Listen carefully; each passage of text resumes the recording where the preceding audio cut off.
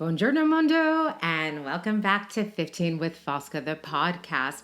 Today we have a fantastic guest with us, Sherrita Duran, who's a professional singer, songwriter, and fellow U.S. expat in Italy.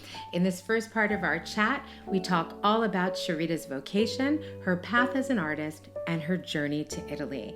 Please remember to subscribe to the podcast so that you don't miss one single episode. And remember, I'll be taking your questions throughout April via DM or via email about anything and everything that you want to know about Italy, and I will be answering those questions live on a future podcast. So get those questions coming. Looking forward to seeing them and looking forward to featuring them on a future podcast. In the meantime, grazie mille e buon ascolto. I am so delighted to have as my guest today Sherrita Duran. Buongiorno. Buongiorno. And I can't believe it's been an eventful morning. And so I feel it's been quite epic. It has been epic. And so, I think we've been talking about this since pretty much we first met, and we didn't really meet at that time, but I saw you at an event that you were performing at here in Florence.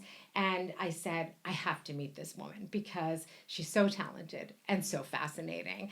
And so I think my first question for you would probably be, tell me more about your journey to Italy, Sherrita, and tell me sort of why did you first come here and where are you right now? Wow. Most people ask me this question because once I explain that I'm from California, most Italians are like, what? What are you doing here? Italy is beautiful, obviously, especially Florence, which is my favorite Italian city. I just had to say that. So thank you. So basically, why am I here in Italy? I would say it's a love story with Italian opera that I had. And once that I realized as a teen that I had a soprano voice, I fell in love with opera. I fell in love with Puccini and Verdi, and I went to USC, University of Southern California, to the music school there because that was my passion. Like, I'm going to be an opera singer. That's all I want to do, be an opera singer. So I just put all my energy into that, and obviously life, and its surprises and changes. I did do opera, but not only. I ended up doing Broadway and doing musicals and stuff like that. But okay, all of that saying how did I come to Italy? After many, many, many years, I was singing in Vienna doing this project that had it was very particular. It was opera, a crossover project of opera and hip hop. I love crossover. Oh, that is cool. I'm a huge hip hop fan and a huge opera fan. Oh, wow. Yeah. So I was doing that in Vienna, and I just like this kind of project. And I said, well, hey, I'm so close to Italy. I should just get on a train and just show up and see what happens. All this love for the country and the music. So I came to Florence. And I was supposed to spend 3 days in Florence. And I fell in love with Florence. I fell in love. It made me fall in love with Italy. Apart from the incredible cuisine, here it's just beauty, bathed in beauty and splendor and art and great wine and great food. Yeah. And the Tuscan people were just so warm and welcoming to me. I fell in love with Italy right there. And in 3 days, I quit my job that I had at the moment. Because at that moment, I was living in New York City. I had lived in New York City for 9 years. And when was this, Sherrita, more or less? This was 2000, the first time I came. Okay, it's like on basically the 3-day vacation that turned into 3 months. I was like, I'm just going to stay here. I'm going to make it happen. Exactly. It didn't happen the way I wanted to because it wasn't the perfect timing. However, I ended up, I'd already studied Italian, obviously, for opera in the States, and I was speaking it decently, but once you come here, it's a whole other thing. Totally different. So I immediately enrolled in a language school in Florence and stayed here and continued studying Italian and just enjoying myself, winding my way through the Tuscan countryside. And then I eventually went to Rome, and that was mind-blowing experience for me as well. Just absolutely, when you go to times that go back to biblical times and all the study that you could have done in high school about Julius Caesar, and then you see it just, for me, it was mind-blowing. Yeah, same for me. Dude, Rome never disappoints. Yeah, disappoints. right? Now I'm like, can't even speak English. No, right it's now. fine. No, because Rome, because it blows you away. It really, Yeah. it's mind blowing when you're standing in places like the Stunning, Colosseum. Stunning. you know, you just can't, how can you not be just blown away? Exactly. And so I loved Rome as well, and I continued studying Italian there, but obviously running out of resources, everything kind of improvised like that, I had to go back to the United States. And what happened was I was there for 4 more years, and I just felt miserable because I'd always felt like this sense of being like a fish out of water while I was there in the States. I just felt like, why do I feel like I belong somewhere else? And that just continued with me. And here we step into a part of the story which is a faith journey. And I will say I'm here because I firmly believe that God wanted me to be here and had prepared my destiny to be here. And so basically what happened was I remember I was at this wedding of some friends of mine in New York City. And in New York City, we were in a restaurant with Tuscany painted on the walls of this Italian restaurant. And the tears were like, I felt like, but I want to go back there. What am I doing in New York? I just felt so like drawn. And sad. Yeah, exactly. So what happened was, to make a very long story short, I came back here after 4 years, and I come for 3 months. Okay. And basically, during that 3 month period, I met my husband, and that's truly a story.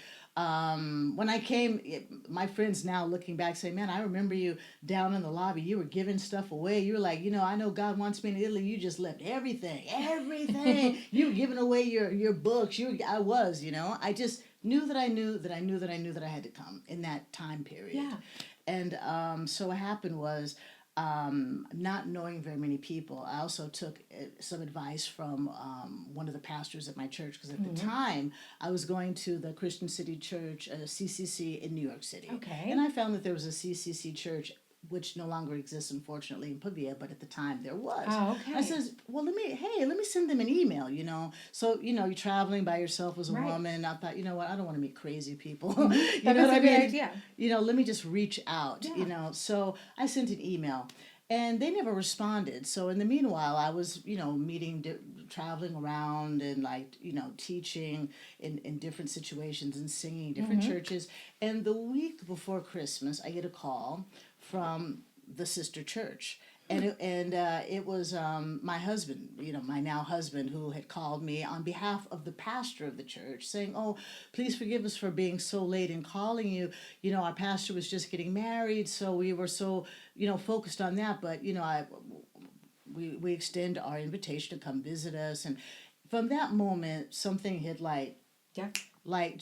happened over the phone. I didn't know what he looked like. I knew nothing about him, but I just was like, wow, who is this man, And so at that point on, we started talking every single day. After 5 days, I had a gospel concert in Milan, which he came to, and that was the first time we met physically. Wow. And they had me dress up as an angel, a Christmas angel. They put me in a wedding dress, to look like a Christmas angel. And at the end of the concert, he says, why were you dressed like that? I says, well, I'm supposed to be a Christmas angel. He says, but you look like you were waiting for your husband. The next day. No. Ci siamo fidanzati the next day. I cannot believe that. The next day. I have chills. What a story. What a great story. It is a great story. The next day we became a couple, and that week we knew we were getting married. It was just like, we just knew. And this is another thing I say, for people who may think that God doesn't hear prayers, he does. And when I came out here, I'm like, God, I'm going to be out there without my family, my friends. It's going to be like Thanksgiving and Christmas and New Year's Eve. And you know what? Can you just give me my husband this year? Like the man that I'm supposed to marry. I am done with all the just like. Done. If it ain't him, I'm not interested. Can I just have my husband for Christmas? And I remember one time that week we were praying, and I saw like our hands entwined with like a Christmas bow, and I felt in my spirit, Merry Christmas. Wow. And so literally we just knew we were getting married. And so after 7 months we got married. We wanted to get married after 4 months, but we got married for 7 months. And so now this July we will celebrate 19 years of marriage. That is a beautiful love story. And it's a beautiful story also about listening to yourself, or to whatever you listen to. You were unhappy and you were seeing these signs and you knew that you had to make the move. Yeah. And, I think sometimes our paths in life really do reveal themselves in these very mysterious ways. You didn't, maybe you didn't fully understand. Yes, you loved opera. Yes, you were surrounded by beauty, but there was something else pulling you here. Yes. And it ended up being your destiny. Yeah. And that's phenomenal. It's a Thank beautiful you. story. So Thank you. tell me a little bit more about, so once, let's say you land, okay, and so this is it. I'm married here. I found the love of my life. How was it moving to Italy and becoming a professional singer here, also in Pavia, which maybe you can tell a little more Yeah. about for our listeners who might not really know that much about it, because it's not Rome, it's not Milan, it's Yeah. not, a big city. And Right. so, how was that for you professionally, making that transition? Well, as you can imagine, leaving the Big Apple, New York City, to move to Pavia is quite a shock for most people. But it was a welcome shock, because after 9 years of New York City, I was like, get me out of this city. I couldn't take it anymore. I just felt like, and plus I was living in Times Square actually before I moved. So, all the tourists, the lot. pace is so fast. And I'm a California girl. I need space. I need open space. I need nature. Yeah. And I just felt suffocated, absolutely suffocated. And I said, I am done with this city. I just want to get out, So coming to Pavia, which is like so peaceful and quaint, it worked out in that sense. But the point was, the only reason I'm there is because my future husband was Right. born there. So, and that leads to the next part of The next chapter. the next chapter. My husband is an ex-rugby player, and actually he's a rugby coach now. He is someone who I think whatever he decides to do, he can do it, and he does it with excellence. And he at some point decided that he wanted to be my manager. So I will say that I may have the voice, the talent, if you will, but the to be the mastermind, to negotiate the management skills, that is all my husband. And so I really have to thank him for negotiating all of this, especially in another country. Oh, absolutely. I don't, That would be very hard to do. dude, Yeah. most artists, I don't think are their own, the artist and their own manager. That's tough. I've It's only very met hard. 2 people who've ever been able to do that, and I know it's not me. Yeah. So, No, I'm it's not impossible. wired It's like that. really hard. It's really Yeah. hard. And here, Yeah. I mean, I can't imagine. So you have in him not only a husband, but Yeah. you have, somebody who's actually helping Yes. you make a real name for yourself, and you've done that. So tell me a little more about this career as a professional singer in Italy. Wow. Well, it's completely different than how it was in the United States. Because in the United States, I was focused on being an operatic soprano. Yeah. And even in the Broadway musicals that I did, Candide and Showboat, we still had the operatic voice. They Yes. wanted that sound, Yes. so that kind of vocal technique. So Yeah. basically, and plus the work ethic of stuff like that. I mean, it was just grueling. But I mean, coming from the opera, which is very severe on its own. Yes. And this was the other thing. Opera at a certain point in New York just became so severe, and I would say I just thought, I'm not a robot. I became so bored with feeling like, okay, let me just do this vocalese for the millionth time, Yeah. and I'm done. I'm over it. I felt like I needed to do something else and break with feeling like a robot, Yeah. with the whole it's technique, and it is technique. Yeah. But I'm like, beyond that, Exactly. and just to throw that in, when I was in USC in the opera program, there was a bit of a scandal, because being an opera singer, I wanted to study jazz at the same time, and people thought I was crazy because, oh, you can't sing other things if you're an opera singer. And I never believed that. I would never submit to that, because I wanted to just be. I thought, if I'm not hurting myself, and I think the operatic technique gives, to me, the best technique ever. I agree, 100%. I honest to God believe that once you have operatic technique, you know how to sing with the diaphragm, you understand your body, you understand like your throat and the larynx and all of that, you can learn other techniques and totally not hurt yourself. Exactly. So I said, I'm going to do other stuff without going beyond my boundaries, without, And so basically, when I came to Italy, this is the comedy part here, I thought, because it was the land that created opera, that people were still passionate about opera. And I remember I had gone into like a bar to have coffee, Right. and the owner was like, "Oh, you're a singer, and he's like, "Oh, can you sing something?" And I thought, and I'm thinking, "Oh, well, he wants to hear "O mio babbino caro," Right? Some Puccini or aria or something, Puccini, right? or and then I was getting ready to do that, and he's like, "Can you sing "Oh Happy Day"?" "Oh Happy Day," really? Yeah. And so it's almost like upside down world in a way, It is. because since I've been here, I realize, you know, people are in love with American music, mostly black music. So I've done jazz festivals, I've done blues festivals, soul festivals.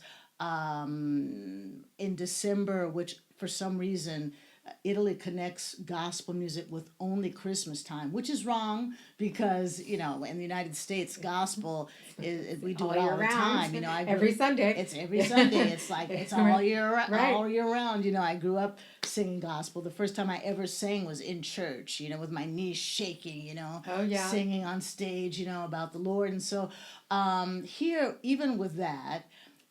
So like this last gospel period, yes, December was very busy, very successful. Like in 33 days, I had 27 concerts in 24 different cities, and I was like, wow, So it's like a high season for me. However, even in that, it's Italy is like behind in the what I mean. I still have to do a Happy Day, which, to be honest with you, great gospel song, but can we get beyond that? And actually in Italy, I will say that we can't get beyond it. I think so too. And I'm over it. I'm not upset about it anymore because I'm like, can we just sing something else but that? But what I realize, when you're an artist, it's not all about you. It's about the public and making them feel involved, Yeah. and making them feel loved. And this is another language. I mean, I do gospel concerts. I put in traditional things like that. They know the whole song in English. Oh, yeah. And they will be upset if you don't sing that song. Yeah. And so I look at it from that perspective. I put in other things as well. I try to mix it up. I put in some of my gospel songs, but the traditional things, they have to be there because that's what I have in all these years. The Italian public, they are waiting for that, and I'm like, why do I want to take that away from them when that's a moment that literally if you don't do it, you have to come back on stage and do it. Exactly. So I'm just like, I'm not going to go through that. I'm just going to do it. I'm just like, it's already going to be in the program. We're going to do it. Right. And it's a beautiful moment for everyone to be involved, and you explain what the song means. So in certain aspects, it's like way behind because gospel music in the United States, it's like a universe of different styles. Yeah. It's so many different genres and subgenres of gospel music. And here, it's based on that end of it. It's still with the Amazing Grace, the Happy Day. But I think you can mix it up. Yep. Good. But I think certain traditional things remain Yeah. because people want it to remain, and it makes them feel a part of the show. Yeah, the experience. Oh, yeah. And it's an expectation. I think Yes. exactly what you're saying. If somebody goes to a gospel concert here in Italy, that's sort of like, it has to be there. Yeah. And so it's important that you also, you're doing the things that fulfill you as an artist, but also understanding that it is important to give people what they want because it also sort of, I think it cements the connection with you. Yes. And I think that's what it's all about as well. I want to go back to that, the trembling Sherrita in the church when you first started singing, because I very clearly had this picture of you and the knocking knees and the stage fright and stuff. And you mentioned that you always knew you wanted to do this. This was you always knew that music was going to be your life, and I want to know a little more about that. I know you're a songwriter. I have been listening to your music lately. I think I mentioned in a text yesterday. I was like, I'm listening to your new album, which is phenomenal, by the way. Thank you. There are a couple of songs that just blew me away. They're Which just ones? beautiful. Little Bird. Little Bird. And Miss You. Oh, I'm gonna say the wrong thing. It's a beautiful love song. Little Bird and Beautiful Love. Beautiful With the Love. guitar at the beginning. Yeah, Okay. and then but there's another one too that I was blown away by, and I said I have to, and I wrote down the title somewhere, but I'll remember it later. So when tell me more about your relationship with the process, the songwriting process, and also how you manage, because you do a lot, and so you do a lot of performances, but you also do a lot of genres, and I love the fact that you embrace that as at a certain point. You said, you know what, I do have this instrument and I can use it and I can do all these different things that bring me joy, all these different forms, different expressive forms of singing that bring me so much joy. But tell me more about little Sherrita. Like when did you start writing?